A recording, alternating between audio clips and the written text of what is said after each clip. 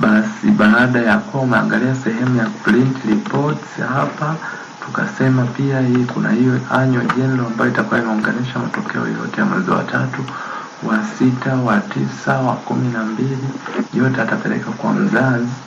Basi unaweza pia ukatuma message. Kumbuka kule mwanzoni tulisajili wanafunzi tukaweka na namba za simu za wazazi. Kwa hizo namba basi ndio zitakuja kuwa zinavutwa huku na zitatumika kutuma SMS.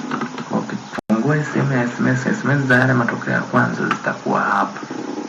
Nakumbuka ile mtoto wa kwanza alifanya masomo mawili, kwa ukifungua hapa basi utaiona.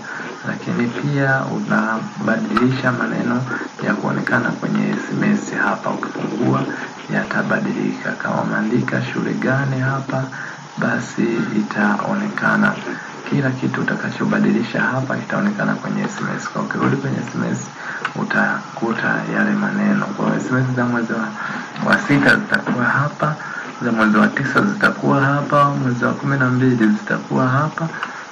Yani ni raha mstarehe, wewe ni kumaliza tu kuingiza basi na kutuma SMS. Ukifungua hapo utakuta SMS zote za mwezi wa 12 zipo na matokeo yao, ili wewe kwenda kutuma SMS. Yani ni raha mstarehe.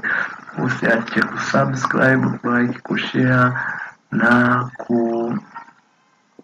subscribe channel yetu. Lakini pia mfumo unauzwa kwa bei nafuu kabisa, yani bei nyepesi kabisa.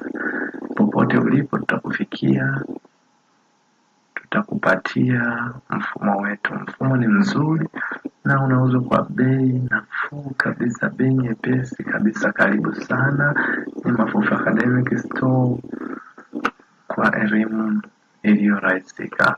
Asanteni.